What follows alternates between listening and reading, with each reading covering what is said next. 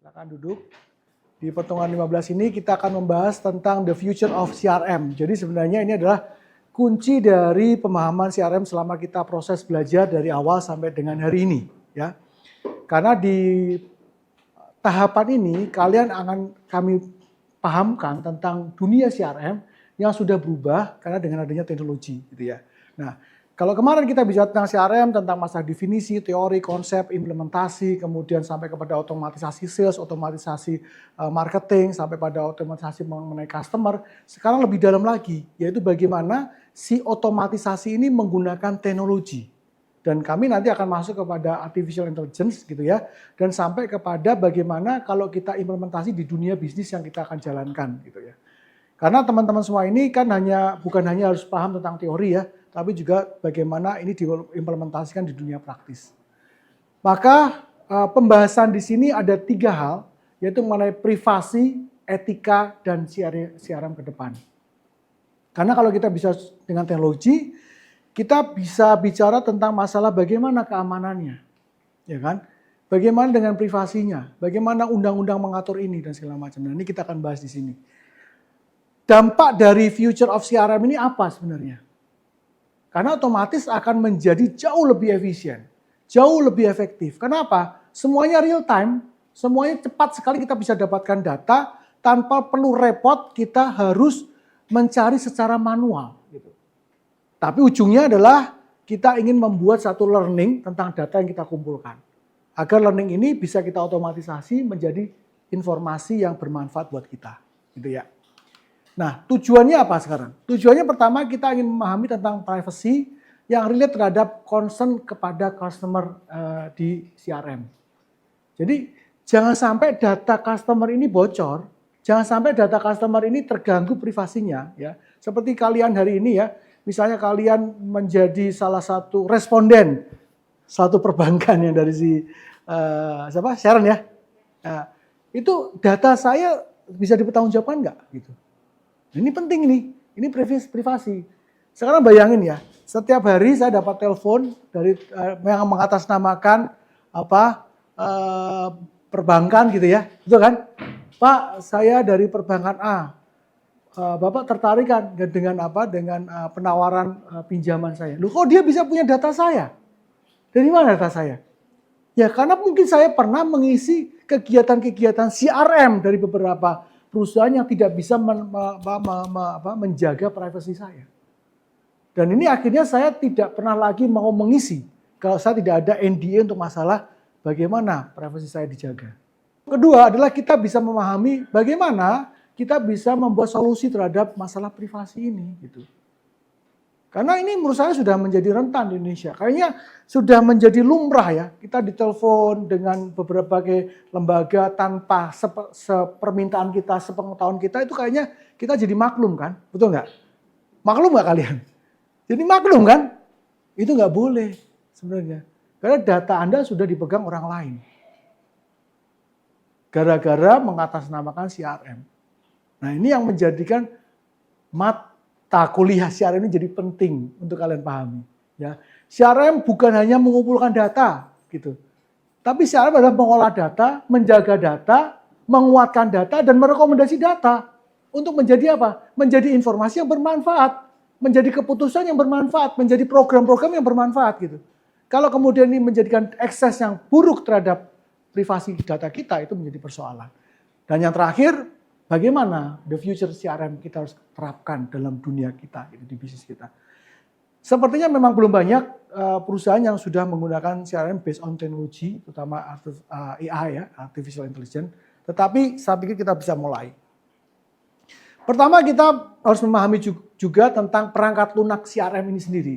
Semakin banyak diadopsi, Odoo kita menggunakan CRM, ya. Tadi kita Oracle kita juga bisa menggunakan CRM. Shopee juga bisa menggunakan CRM. Semuanya tools kita bisa manfaatkan itu. Tapi apakah betul CRM yang sesungguhnya gitu? Karena apa? Karena ini harus bisa dipastikan tidak timbul risiko-risiko baru dalam pengolahan informasi pelanggan. Kalau ternyata risikonya dampaknya ke pelanggan ya persoalan buat kita gitu. Buat perusahaan kita juga persoalan. Berarti perusahaan kita tidak kredibel untuk mengolah data-data pelanggan. Kemudian pertanyaan kunci sekarang. Berdasarkan distribusi ini, bagaimana privasi pelanggan dijaga dan seberapa banyak pelanggan mengetahui atau memahami informasi yang dikumpulkan. Kalian tiba-tiba di supermarket ditanya, Bapak Ibu udah punya putra putri? Udah, usia berapa? 2 tahun. Oh Bu, saya ada Infagro Bu, gini. Ibu bisa ngisi data nggak? Nanti dapat gimmick, dapat souvenir. Sadar nggak kalian suruh ngisi data dan hanya melihat souvenirnya? Ya sadar kalian pasti kan? Ngisi tuh nama lengkap, alamat, nomor email, dan segala macam. Wah dapat boneka gitu. Tapi Anda di situ ada tanda tangan NDA nggak? Bahwa data saya hanya untuk kepentingan rahasia. Ada nggak di situ nggak tanda tangan Anda? Nggak ada. Nggak ada. Dan itu yang kalian mesti harus hati-hati. Data Anda tuh mahal. Data Anda tuh mahal. Ya. Apalagi yang masih jomblo ya, mahal. Gitu. Jadi data jangan mudah untuk dibagi-bagikan. Karena dampaknya pada diri kita akan repot nantinya. Maka perusahaan menjadi kata kunci adalah dari mana informasi pelanggan itu berasal. Nah repotnya sekarang informasi pelanggan itu diperjualbelikan sekarang. Ya, industri perbankan, industri asuransi, industri pinjol, industri apapun gitu, itu bisa membeli data. Data 1000 data yang fake mungkin sekitar 300, 700 mungkin data asli. Karena dia kan campur ya data yang dibeli gitu.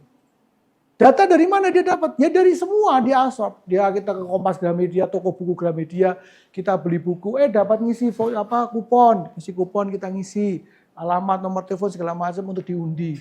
Nah ini segala macam ini yang harus menjadi satu perhatian yang sangat krusial ya buat kita sebagai konsumen gitu. Dan perusahaan punya tanggung jawab moral harusnya. Kemudian informasi apa yang dikumpulkan dan untuk tujuan apa? Biasanya yang paling shortcut buat perusahaan adalah ingin mencari data sebanyak-banyaknya dengan memberikan imbalan. Entah bentuknya gift, entah bentuknya undian, entah bentuknya apapun. Entah bentuknya diskon segala macam. Karena kita pernah belanja misalnya. Bapak bisa minta datanya nggak Pak? Bisa tambahkan diskon 20% kalau Bapak memberikan data. Ada nggak seperti itu? Ada banyak. Coba kalian sekarang nyebrang aja ke PRJ. Banyak banget yang kayak gitu. Ya. Tapi pertanggungjawaban data kita seperti apa? Kemudian dapatkan privasi pelanggan bisa dijaga. Apakah ada jaminan? Maka sekarang dengan adanya nanti diterapkan AI, itu otomatis jika data itu tidak bisa terrecord dengan baik secara approval daripada si customer-nya, itu bisa menjadi persoalan yang bisa dituntut. Tapi sayangnya di Indonesia undang-undangnya belum terakomodasi hal ini gitu ya. Hanya cuma di YLKI, itu pun undang-undang untuk masalah perlindungan konsumen masih sebatas kepada perlindungan konsumen, mengenai pembelian, konsumsi produk dan lain-lain. Tapi untuk data pelanggan yang sudah tersebar itu belum bisa menjadi tanggung jawab yang bisa dijalankan karena implikasi dari undang-undang privasi ini sendiri belum begitu kuat di kita. Jadi apa yang penting buat customer ya yang kita jadikan sumber informasi. Pertama, analisa data dan ekstraksi pengetahuan yang berharga. Data customer ini adalah data yang berharga. Maka saya sebutkan data ini sebagai aset sebenarnya. Aset itu bukan sekedar mobil, tanah, rumah, ya kan, mesin, tapi data pelanggan kita tuh aset. Kalau aset itu harus apa? Harus dijaga harusnya. Jangan disebar, jangan dibuang. Jadi kalau sampai dibuang itu sebenarnya termasuk fraud, termasuk kesalahan, termasuk kriminalitas menurut saya, gitu ya. Harus dijaga. Maka dapatkan pemahaman tentang perilaku pelanggan dan buat keputusan untuk tren perkembangan yang masa datang. Nah, pada saat data kita keluarkan ini kan kita dapatkan banyak data nih. Dan data itu kan kita bisa ekstrak. Mana data yang trennya cukup bagus di momen-momen tertentu. Mana data yang ternyata berdampak kepada conversion, mana data yang ternyata mempunyai pengaruh psikologis dan segala macam. Semua itu pada cerita data itu. Dan bagaimana kita mengolah, jelas kita menggunakan teknologi, nggak mungkin kita manual. Semakin kita menggunakan data manual, semakin deviasi informasinya semakin tinggi sebenarnya. Kemudian mengenai isu-isu privasi ini juga punya dampak. Perlu dipahami dan ditanggapi pelanggan yang tepat untuk mengatasi masalah privasi. Ya. Jadi sebenarnya di beberapa negara-negara Bukan aja cuma negara maju. Seperti misalnya Malaysia pun, itu ada tuntutan juga terkait dengan privasi data dia. Sampai kemudian data dia tersebar ke beberapa tempat, dia bisa menuntut, bisa menyusur karena teknologi. Persoalannya kalau manual memang sulit untuk dicari gitu, tapi kalau teknologi kita bisa susur. Di mana alur sumbernya sampai pada alur hilirnya gitu. Ya, dan itu kita bisa membuat tuntutan terhadap perusahaan yang ternyata sumber sebagai penyebar informasi itu. Data kita. Kalau di kita nggak bisa, sulit karena semuanya manual. Ya itu kelebihannya. Jadi kelebihannya nggak tersusur. Jadi kalau kalian mau manual ya kelebihannya itu nggak akan bisa menyusur ya kemana data kita disebarkan dan segala macam gitu ya. Nah kemudian dampak masalah privasi perlu dievaluasi secara cermat karena ini yang akhirnya bagi perusahaan akan sulit mendapatkan data. Karena akhirnya banyak orang takut untuk memberikan data. Contoh kecil lah. BPJS, untuk sekarang kan beberapa BPJS kan kalian bisa mandiri ya. Untuk BPJS Kesehatan atau tenaga kerja gitu. Kan salah satu syarat untuk kita tidak datang ke BPJS dengan online kita mengupload KTP. Betul ya? Itu orang pada males akhirnya sekarang. Serius. Terutama Gen Z nih, anak-anak Gen Z. Jangan-jangan KTP saya dipakai pinjol nanti. Dan segala macam. Sesimpel itu pikirannya, karena dia punya otak kriminal juga gitu. Jadi saya punya data, saya lakukan itu. Ya, jadi sesimpel itu pikiran anak-anak. Ya ini anak saya lah, saya nggak mikir teman-teman. Ternyata saya tanyakan ke teman-temannya sama. Saya mending datang aja ke sana dan saya sudah aman, tidak perlu upload apa-apa. Kalau KTP saya nggak tahu. Nah kalau generasi saya kan tetap masih oke-oke aja upload KTP. Karena tidak berpikir negatif. Karena mereka yang sudah tereksposur dengan negatif data. Sedangkan saya masih berpikir positif-positif saja. Tapi setelah saya pikir benar juga. Benar juga, anak-anak Gen Z dan Gen Y ini memang sangat update tentang data dan security-nya. Karena dia tahu algoritma dan platform-platform digital itu bisa dimainkan sedemikian rupa. Maka dia hati-hati untuk upload masalah segala hal. Dibanding usia selevel saya ya. Selevel saya mungkin tidak terlalu berpikir sampai sejauh itu. Nah itu ya. Maka privasi ini perlu dievaluasi secara cermat. Jadi kalau kita misalnya perlu ada satu pengumpulan data, ya kita harus ada NDA yang harus disepakati gitu, bahwa data itu tidak akan kita sebarluaskan sesuai di luar kesepakatan kita dengan pemilik data gitu ya. Ada satu solusi-solusi yang sangat penting yang bisa kita lihat dalam isu tentang privacy isu ini ya. Pertama adalah existing solution, yaitu pastikan kebijakan regulasi sesuai dengan diterapkan. Jadi jangan sampai ada oknum-oknum di tempat kita ya yang justru memanfaatkan data untuk kepentingan pribadi. Saya yakin perusahaan tidak ada kepentingan pribadi atau kepentingan negatif terhadap data yang dikelola. Yang menjadi persoalan, apakah perusahaan menjamin timnya, organisasinya, petugas-petugas di lapangannya bisa sesuai dengan instruksinya? Kan gitu. Belum tentu. Contoh kecil nih ya. Ini menarik juga. Kan kami meng-hire beberapa BA ya di satu unit bisnis perusahaan kami gitu. Nah BA ini kewajibannya adalah mencatat semua data transaksi. Ya, data transaksi yang nantinya menjadi record kita. Tapi tanpa sepengetahuan kita, BA itu menyimpan data-data itu dalam WA-nya dia. Karena dia tahu pelanggan-pelanggan potensi. Yakin nggak kalian kayak gitu? Yakin, memang ada itu. Jadi dia tahu kan pelanggan-pelanggan potensi yang beli produk-produk yang dia pernah jadi BA, misalnya pernah jadi BA-nya SK2, pernah jadi BA-nya Scientific, pernah jadinya BA-nya di Alba yang harganya sangat mahal-mahal, dia simpen tuh data-data customer dia. Saat dia pindah ke perusahaan dia bisa punya bargaining position. Pak, saya punya data, Pak. Data yang jelas-jelas ini daya belinya sangat kuat untuk pembelian. Bapak bisa rekrut saya, Bapak dapat benefit ini nih. Ya, mana perusahaan yang nggak tertarik sih? Nah, tapi kan itu kan oknum yang tidak diinstruksikan oleh perusahaan untuk kamu simpan data itu kan. Data disimpan di perusahaan mestinya kan gitu. Tapi itu kan salah satu yang memang kadang-kadang secara lapangan kita nggak bisa kendalikan. Data-data itu. Karena dia akan bisa memilah, data potensi nih pelanggannya nanti bisa saya jual saat saya melakukan misalnya melamar di suatu perusahaan tertentu dan segala macam. Ya. Dan itu banyak kok, banyak seperti itu. Kemudian changeable policies. Jadi banyak kebijakan yang diatur sehingga perlu dilakukan perubahan berkala demi kepentingan pelanggan. Jadi jangan berpikir pelanggan yang sudah kita tentukan itu kebijakannya paling tepat gitu.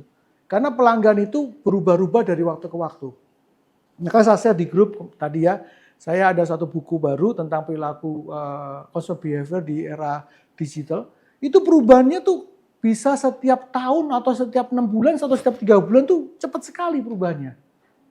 Ya mungkin era-era dulu FOMO apa segala sudah berubah lagi serang platformnya gitu. Bukan lagi kita mendengarkan orang tua, mendengarkan siapa, enggak, sudah beda lagi. Bukan lagi kita cari murah, cari enak, bukan itu lagi yang dicari. Karena perubahan perilaku ini sangat tergantung dan sangat kondisional dengan isu yang ada. Sangat cepat sekali perubahannya. Ya. Contoh sesimpel lah. Dulu kita bicara tentang personal care, misalnya skincare. Kiblatnya Korea. Betul kan? Sedemikian banyak brand Korea sukses di Indonesia. Tiba-tiba Cina masuk dengan konsep baru, harga baru, kualitas sama dengan banyak ingredient yang dia tambahkan. Akhirnya produk Korea di level menengah habis. Level atas sih masih bagus, level menengah habis. Dimakan oleh perusahaan-perusahaan yang memang dia menjual itu. Sekarang berubah lagi. Sekarang orang lebih confident lagi dengan produk lokal. Alasannya ya lokal yang paham tentang iklim kita, lokal yang paham tentang kulit kita dan segala macam. Dan itu sudah berubah lagi. Dalam waktu tidak ada setahun loh, perubahan itu cepat sekali. Ya. Dengan berbagai alasan dan occasion-nya. Nah, maka kita harus terus melakukan penyesuaian, penyelarasan terhadap setiap perubahan-perubahan yang terjadi. Kalau tidak, ya mungkin akan repot di kita nanti. Akan sulit kita bisa melakukan adaptasi terhadap perubahan-perubahan itu. Kebijakan kita menjadi kebijakan yang sangat-sangat tidak relevan. Kebijakan kita menjadi kebijakan yang sangat tidak sesuai dengan kebutuhan. Yang terakhir adalah proper solution. Jadi bagaimana kita bisa meningkatkan kesadaran untuk menginvestasikan modal dalam perbaikan kebijakan privasi. Jadi jangan terus kemudian kebijakan privasi itu sebagai beban biaya, enggak. Tapi sebagai investasi untuk meningkatkan reputasi perusahaan kita dalam mencari data untuk kita olah. Semakin hari Pak, Bapak Ibu semuanya, akan semakin sulit kita mencari data kalau data yang kita kelola itu semakin banyak isu tentang privacy yang memang tidak bisa kita jaga. Maka yang paling utama adalah bagaimana kita investasi teknologi, investasi aturan segala macam termasuk pengawasan agar semua data yang masuk, yang kita olah, yang kita proses bisa kita pertanggungjawaban kepada pelanggan kita.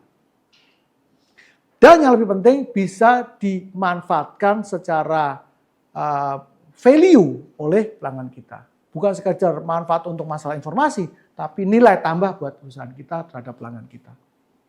Kemudian apa sih yang termasuk dengan beberapa ajuan-ajuan solusi untuk masalah privasi? Pertama adalah memvisualisasikan informasi yang dikumpulkan. Yang menjadi repot ini kan data itu menjadi data yang sangat angka gitu, yang sangat numerik gitu. Tapi numerik ini mestinya bisa kita lakukan yang namanya visualisasi. Yang kami silakan 4 segmen tadi ya. Segmen yang high, ya, segmen yang high, segmen yang sampai segmen yang tidak perlu kita pedulikan.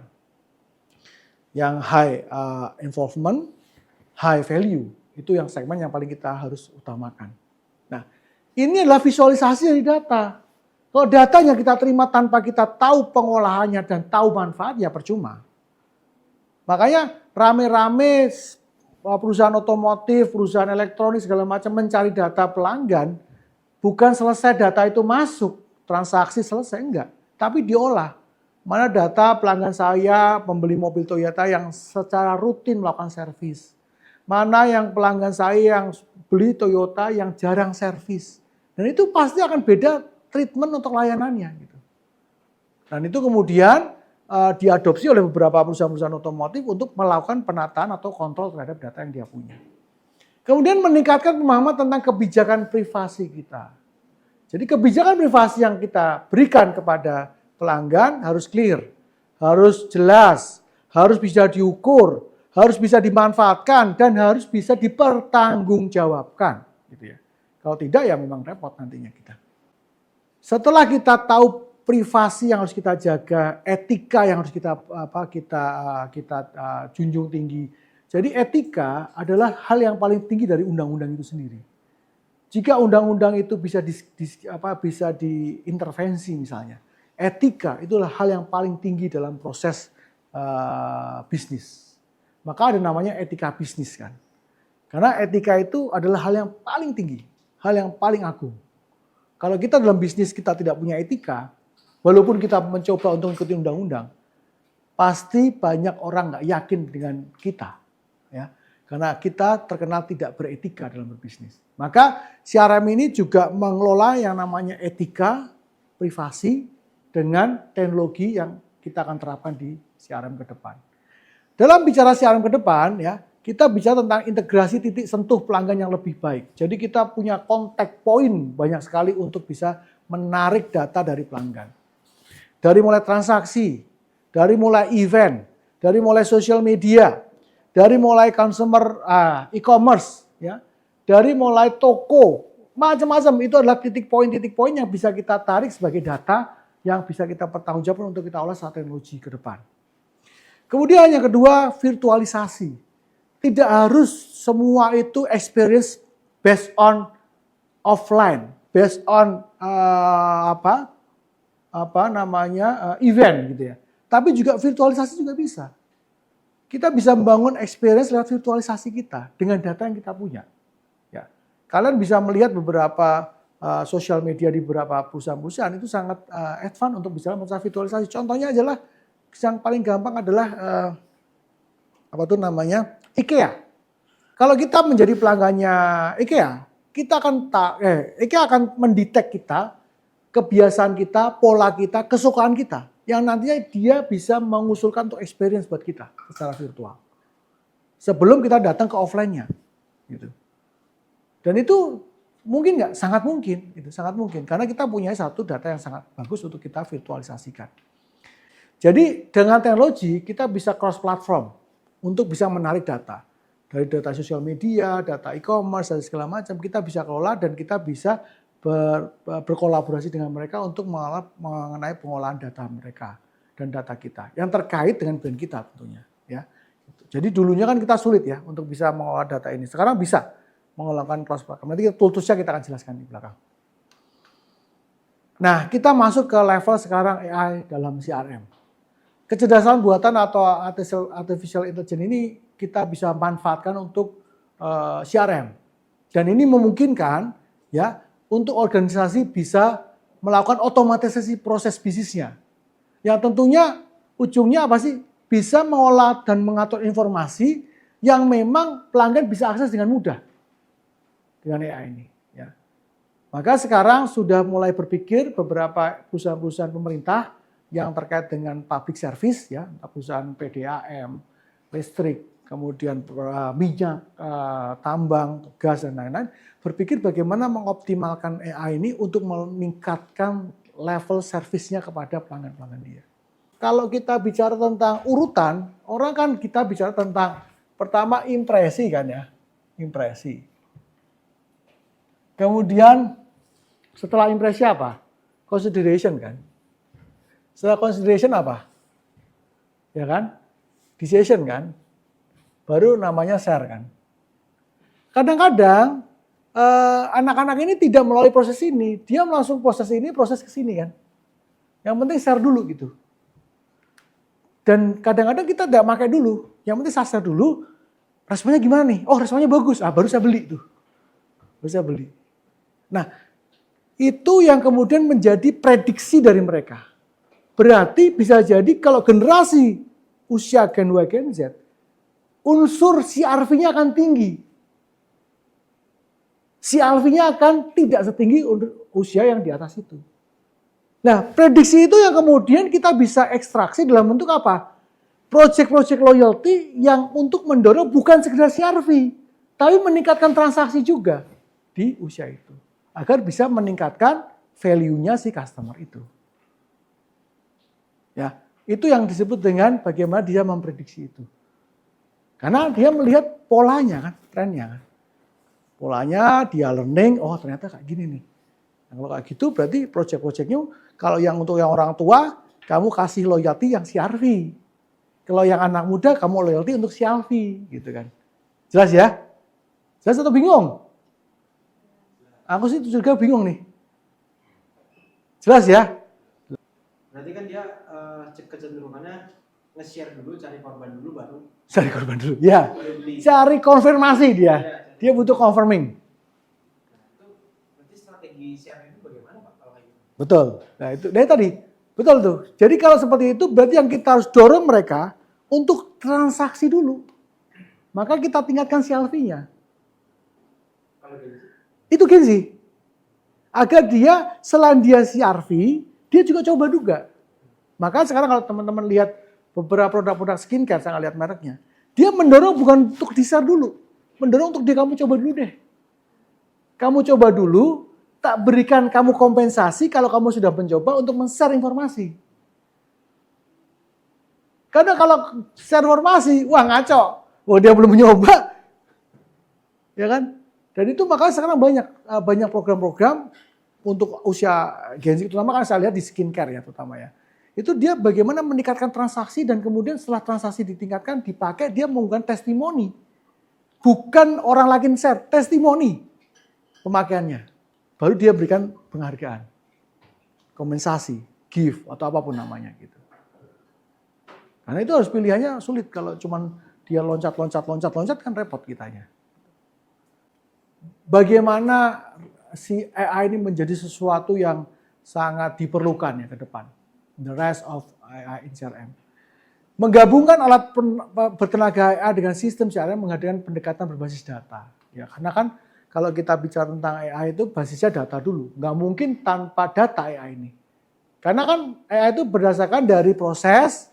Pertama adalah data gathering ya, data gathering. Kemudian masuk data learning. Baru ini namanya AI. Jadi ini prosesnya. Nggak bisa kita lompat dari data gitu nggak kebaca. Di learning dulu. Di learning, dipelajari dulu, baru bisa mendekati AI itu sendiri. Maka sistem ini sangat integrasi yang sangat tepat untuk penggunaan CRM. Kemudian ini bisa menjadi data yang baik untuk kita lakukan interaksi ke pelanggan kita. Jadi kita ngomong sama pelanggan itu berdasarkan data gitu. Bukan berdasarkan intuisi. Bukan berdasarkan feeling. Bukan berdasarkan pengalaman kita. Nah kalau bapak-bapak kita atau seusia saya kan intuisinya kuat sekali dibanding database gitu ya. Wow, kita jam terbang kita udah banyak, kita udah tahu gini-gini. Nggak bisa, sekarang udah nggak sesuai. Anak-anak sekarang cukup kritis gitu untuk bicara merespon tentang sesuatu gitu. Maka AI akan membantu kita untuk melakukan apa? Semua pendekatan itu lebih berdasarkan data yang bermakna untuk kita bisa lakukan sebagai alat atau bahan kita interaksi dengan pelanggan. Dan meningkatkan interaksi tersebut sebagai konsumen maupun bisnis gitu ya. Sebagai konsumen dan maupun bisnis. Kemudian mengintegrasikan AI dan otomatisasi dalam perangkat lunak CRM membantu organisasi bawa data pelanggan ke tingkat berikutnya. Jadi kita sudah bisa mengeskalasi, meningkatkan lagi. Bukan sekedar interaksi, bukan sekedar komunikasi, tapi bagaimana kita melakukan layanan-layanan yang tidak diduga oleh pelanggan kita. Jadi kita seolah menciptakan kebutuhan-kebutuhan baru ya buat pelanggan kita. Maka yang diperlukan sekarang kalau kita melakukan cross-selling atau upselling adalah menciptakan kebutuhan baru. Nah, di sini kita bisa melakukan otomatisasi data itu untuk bisa mempredik. Sekaligus kita bisa mengetahui the rest of AI ini bisa untuk CRM ke depan seperti apa kebutuhannya. Jadi itulah CRM pentingnya ya. Maka dalam pembelajaran CRM ini bukannya sekedar kita bisa tentang teori, tapi juga bisa tentang teknologinya, termasuk implementasi dan case-case-nya. Maka nanti kalau kalian nanti pelajari, tolong dipelajari hal itu, termasuk kalian juga bisa browsing ke beberapa perusahaan-perusahaan yang sudah menerapkan hal ini. Agar nanti pada saat UAS nanti kita bisa siapkan data-data yang bisa melengkapi untuk kalian bisa menjawab. Oke, sampai di sini ada pertanyaan nggak? Cukup? Kalau cukup, terima kasih. Sampai ketemu minggu depan.